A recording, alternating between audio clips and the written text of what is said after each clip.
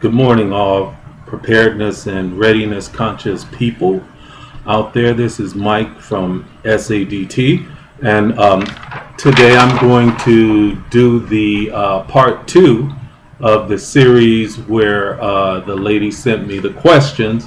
So this is actually questions from a non-prepper part 2. Thank you for joining me here today.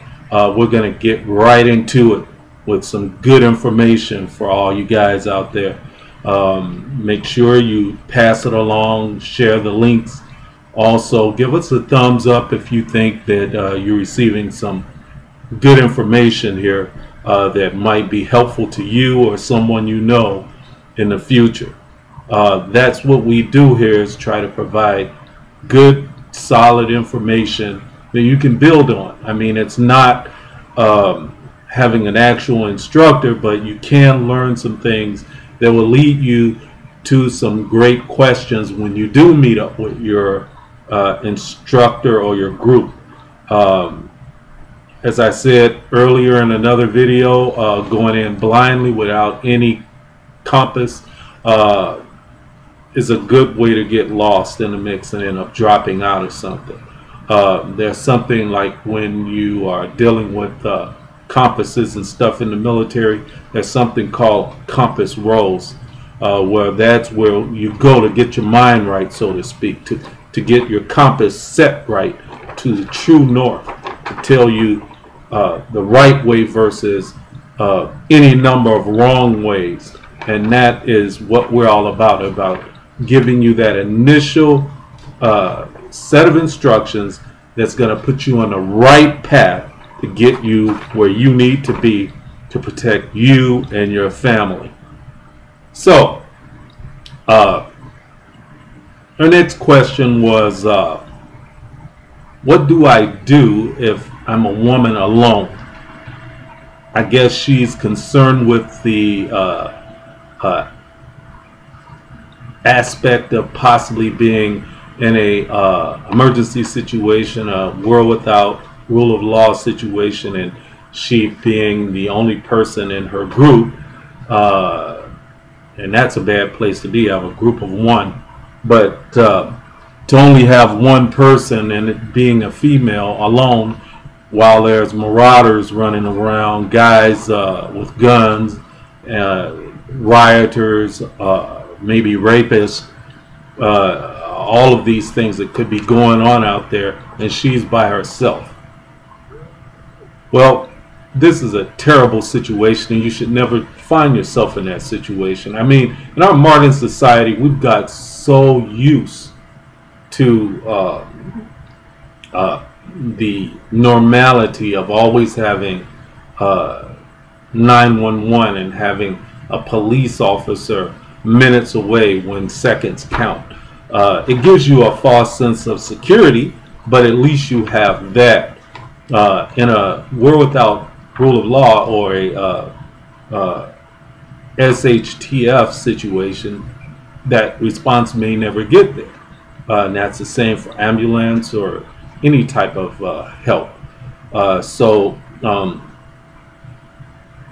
You know, as a woman, you have to be very careful with, cordoning yourself off, not having friends and family and people in a support group that you can depend on. It could be even like doing work on your car. I mean, if you don't know how to fix cars as a female, and you have a car and you wake up and the car won't start, not having someone reliable that you can depend on that's not going to try to rip you off or make the problem worse, available to actually do something to help you in that situation, maybe drop you off, jump your car, whatever the case may be. It's always good to have people to lean on. I mean, that's man or woman. I mean, even Marines, we need help. That's why Marines is a force. It's not one Marine, it's us. It's the Semper Fidelis family of people who work together, gung-ho, getting the job done on a daily basis. We don't do anything by ourselves. We do it as a group and a team. And that teamwork is what you need in critical situations where you're going to be called on to do things that's beyond the norm. You need to situate yourself with a group of people that you can trust and depend on. You need to find that group. Women are not the same as men. I mean, in the olden days, before there was law and order and all that, women were considered chattel. And that's not a good thing, but it was everybody ruled by brute force. I mean, the biggest guys took whatever they wanted, the toughest, strongest, most aggressive alpha men took whatever they wanted. So women, being the physically weaker and smaller sex, they were preyed upon by some predators and protected by others. But the bottom line is, in a world without rule of law, you need to make sure that you have people to protect you, to keep you safe from these type of individuals that's going to be out there, as they are right now. If you're not careful right now, if you don't have your instincts kicking in, you could fall victim, fall into a bad situation in a matter of moments after you walk out the door down to the store.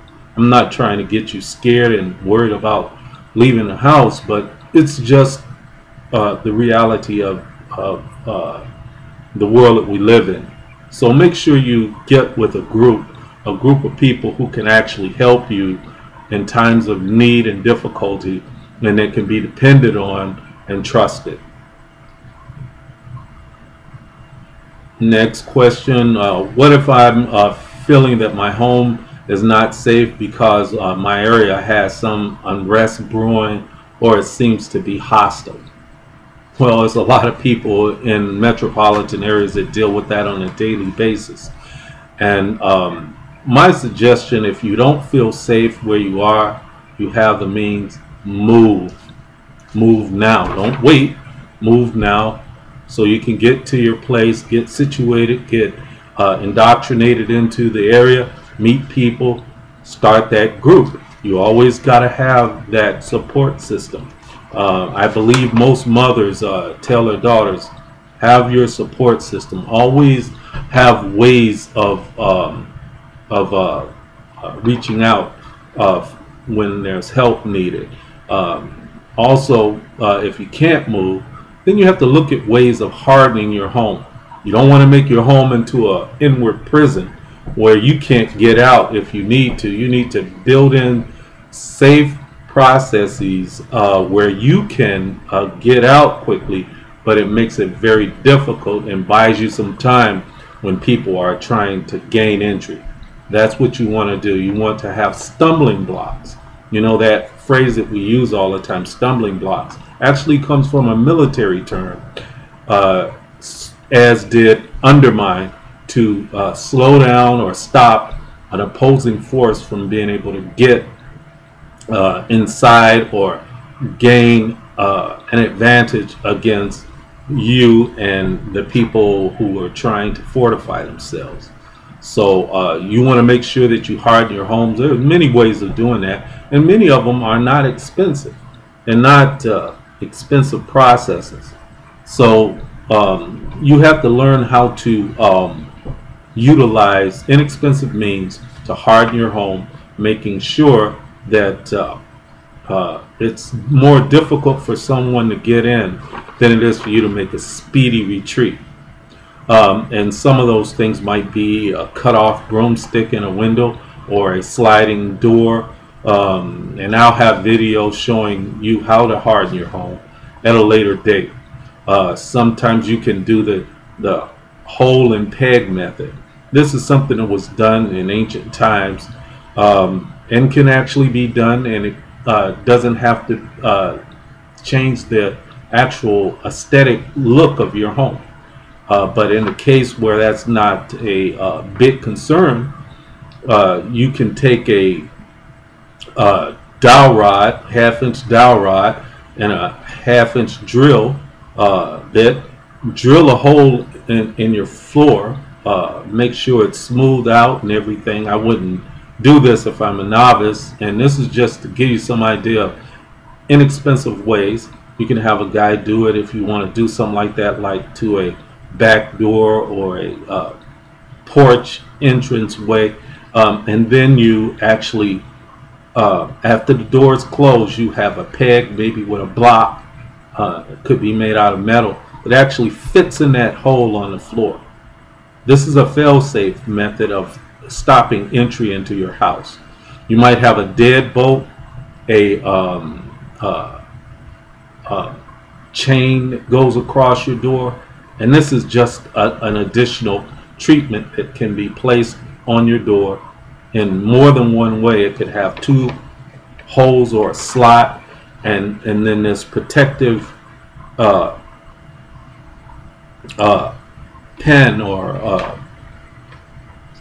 device placed inside those access points in the floor, blocking the ability for that door to be opened. It would be a shock. It could be, where the door will partially open, but it can't fully be open. And when you do something like this, if you have a handgun or something, you can actually have your handgun in your hand in a safe position if you're not sure about who might be at your door or opening your door. And you can actually have this set where your door open maybe about 2 inches or something, so you can actually see, because all homes are not equipped with a peephole, and peepholes can be a danger too. I'll tell you about that later. But everyone in security and law enforcement investigation know that you can see enough through that keyhole that you can tell whether someone's home or not if they're moving around and causing differences in light and shadow. So just keep that in mind when you're installing that peephole in your house, or when you're moving around in a hotel room or something. Getting back to this though, you put that in about 2-4 inches inside the opening space of the door. That way the door will swing open and stop up against the block that you have in the door. Very inexpensive, very easy to do, but very effective. If you have the burglar chain type thing, the average burglar can break that by pushing on the door and the door is open. Or they can take some bolt cutters and while they're pushing against it and quickly cut that chain. But they would have a hard time breaking up your floor to try to open that door. The only way they're going to get in that house is to break the hinges off the door, break the door frame in, or find another way. And by that time, hopefully you will be devised an escape route or a method of self-defense within your domicile. These are proven methods of protecting yourself in a safe room, a safe location. This can be used in a safe room. I can explain more about it. If you have questions about it, comments, ask me about it, and I'll give you instruction on how to actually install such a device. So harden your home, make your home safe, windows, everything. Create a safe room in your house. That's something that you can look up, or again, I can give you instruction on that in later videos or in a one-on-one conversation. Next question: how do I protect myself if I don't have a gun? Well, your most important weapon of self-defense and even offense is not your gun, is not your baseball bat, it's not your pit bulls or your German Shepherd, it's not your karate skills. I don't think that women should go out and buy a set of nunchucks and try to fight off an intruder. You want to make sure that you're using your brain, your street sense, your intellect to try to figure the situation out first and foremost, so that you don't end up getting in a situation where you have to go to the next level in an assaultive, defensive mode to try to make sure that you stay safe. There's all kinds of things you can use as a weapon. I have some examples here. Here's one. You know, women work out with these, maybe not this big or whatever, but if someone doesn't know you're coming and you take one of these to just one person, and you can be sure of that. You have to be sure how many people are trying to effectuate an attack against you before you start trying to take any action when it's not necessary right then. Make sure you assess the situation before you start taking action against anybody, because it could be somebody right behind that person. I mean, weapons are all around you in your house all the time. The thing is do you have to use that weapon right now? If you don't have to use it, don't use it. Don't put yourself in harm's way because you think you have an advantage. You know, when you have something like this knife, it's not an extendable unless you are working for a Ringling Brothers Barnum and Bailey circus and you know how to throw knives or something like that, or you're a ninja. If you're not a ninja, you're not working for Ringling Brothers, you might want to be careful about making sure you choose the right moment to try to use a non-extendable weapon against an aggressor, because that weapon can be turned against you and then you're in trouble. Like I said, all kinds of things. This right here is from a tire repair kit. But things like this, using your ingenuity and thinking about the situation, you might be able to use a weapon like this to protect yourself. Put this under your mattress, under your pillow, and be able to get it. You wait for the right moment and then you use it. You stop a rape, stop an attack against someone else, maybe your kids. But only use something like this when it's no other alternative, because just because you injure somebody, that doesn't mean the attack will stop. If you start, continue until the threat is stopped. Violence of action is what you have to remember. Violence of action. If you do not come to the party ready to use the toys you bring to it, your guests are going to use those toys against you and your loved ones. So make sure you come to the party ready to play. Again, there's all kinds of different things. You'll see them in people's cars and houses all day long. Yeah, I can show you example after example of things that can be used as weapons. But unless you're an expert with that weapon, always understand that these weapons can be used against you as well once you bring them out into this situation. Once you bring them out, you're not necessarily going to be able to use it to your advantage to end the threat. Again, many things can be used as weapons, but if you haven't practiced with them, if you don't know what you're doing, if you're all thumbs because you're nervous, because you are frightened because of what's going on, you could have these things turned against you. Something like this. You know, this is a baton. A lot of law enforcement and security people carry these with them. They can be used to harm a person. But the thing about a weapon like this is it also can be used against you. So if you're not an expert with it, if you haven't practiced, if you don't have the element of surprise, be careful about pulling out weapons on offenders. The ultimate thing that you're going to have is an extendable, and that's something like this. This right here will buy you an opportunity for escape, but once you pull something like this on an offender, your job is to stop the threat, So make sure you have a legitimate threat before you even bring this out. For legal reasons.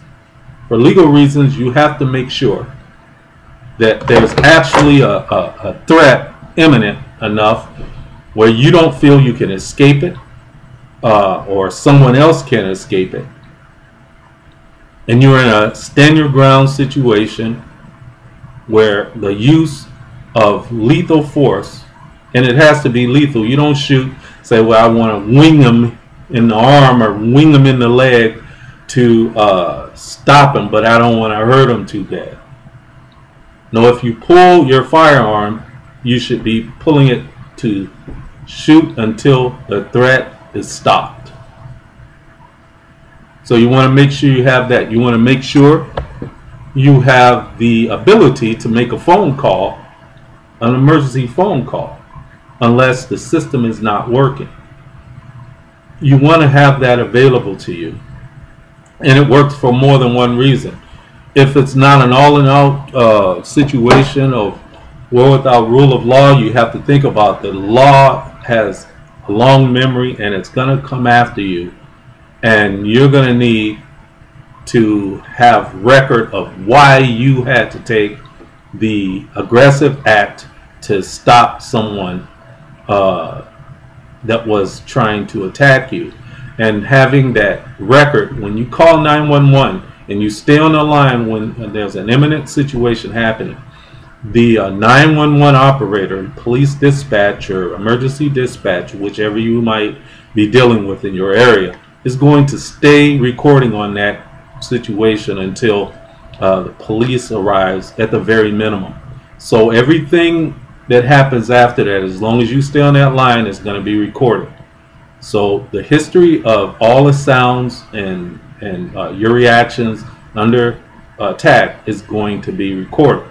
That will be very helpful to you in case things hasn't deteriorated, society hasn't deteriorated as much as you might have thought at the time.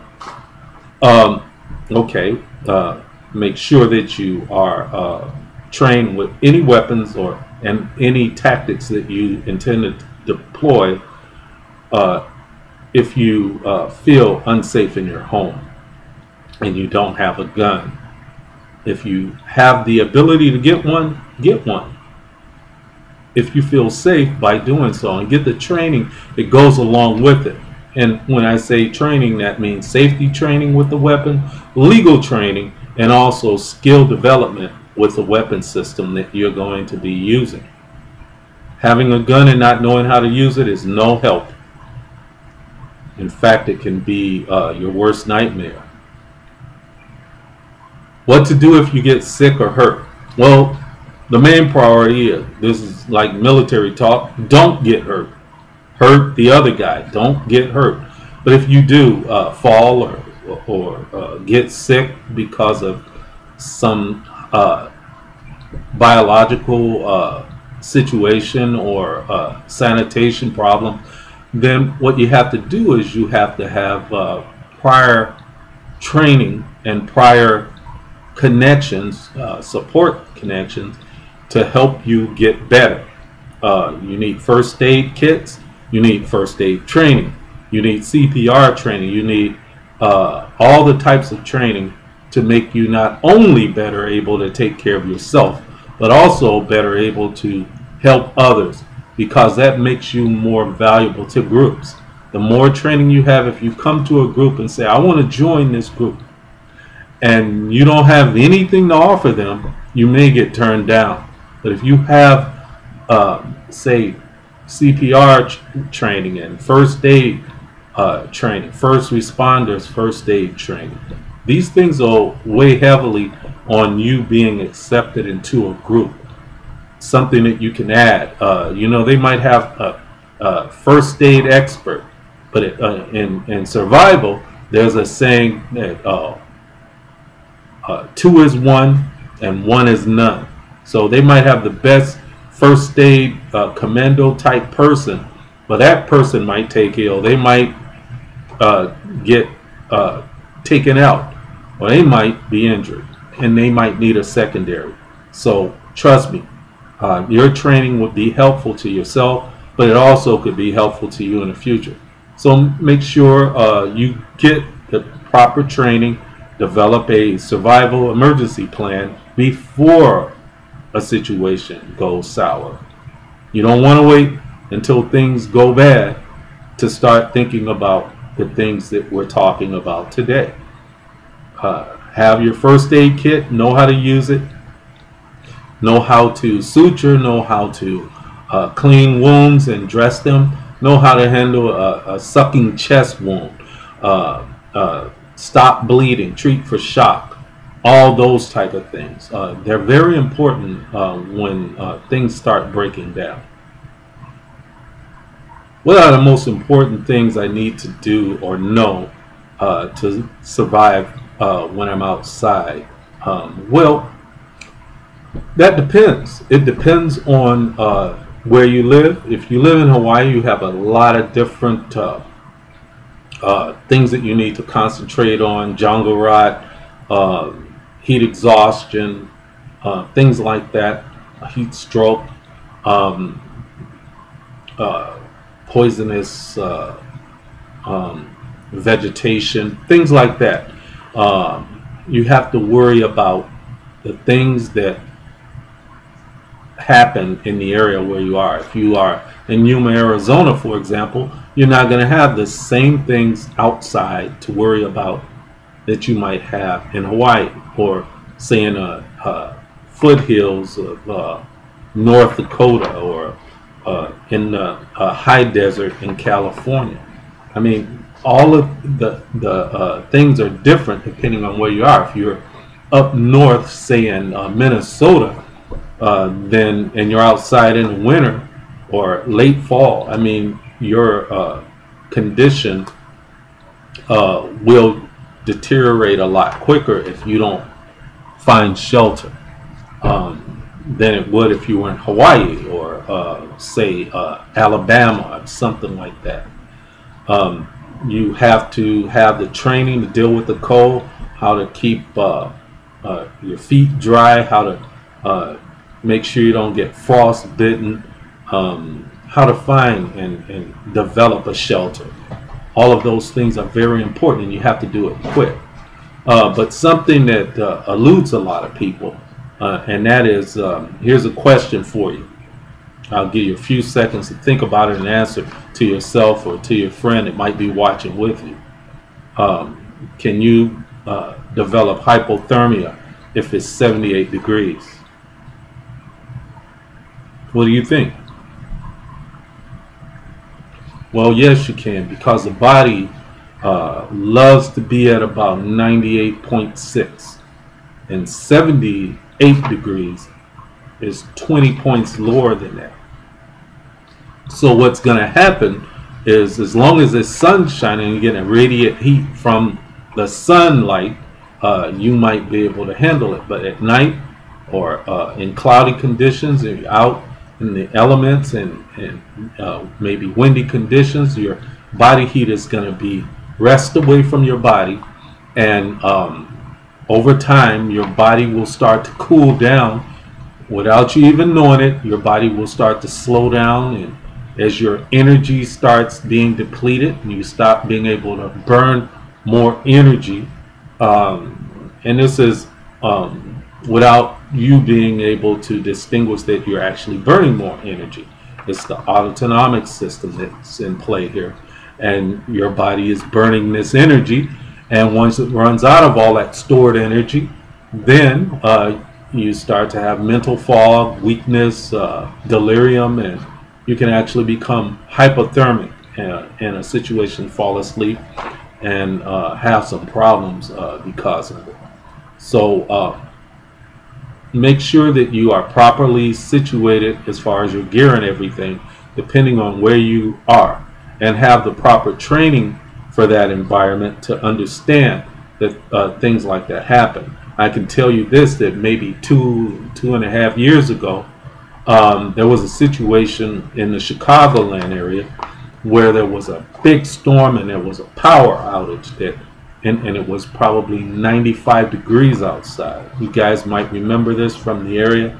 It was area wide, so it happened all over. People's power was out. There was no gas being pumped or anything because it was a widespread power outage. At the time, you didn't even know how long the power was going to be out. All you knew is you were sweating and everything like that. Large swaths of the city had power outages. Elderly people got sick, died because of it. So heat is not always a good thing.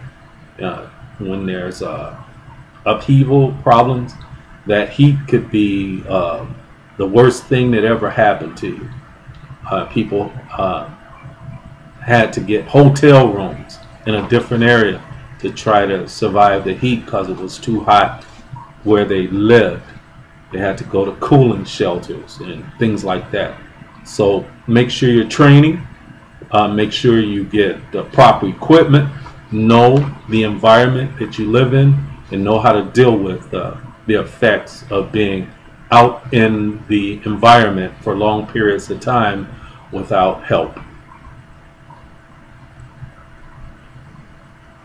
And finally, how can I identify and avoid threats and danger? Well, that gets back to that thing that I was talking about in a previous video, and that is having survival instincts. All animals are born with those. I mean, it's part of why babies have reflex actions, that when they think they're being dropped or they're falling, they kind of go like this to catch themselves, kind of almost like a cat. And that's because it's a built-in instinct. You have those little survival instincts that's built into our DNA to help you survive.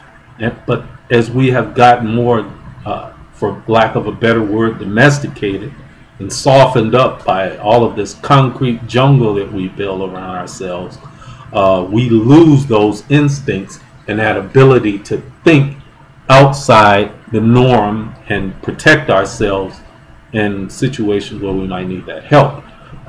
In the areas of the city where gang violence and everything, they call it street sense, understanding the ways of the gangster, the ways of the night, the ways of the city, the ways of the street.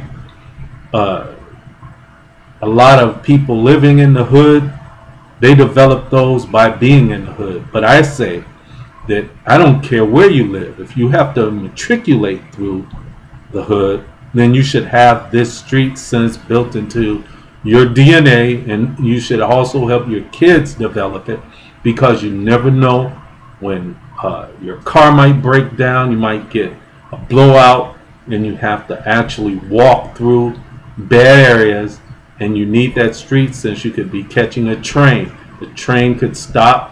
You could have to get off the train. You could be going through an area. You have to know how to identify threats, how to carry yourself like I'm not the victim, someone else is. If you come and you attack me, you're going to lose something in the process.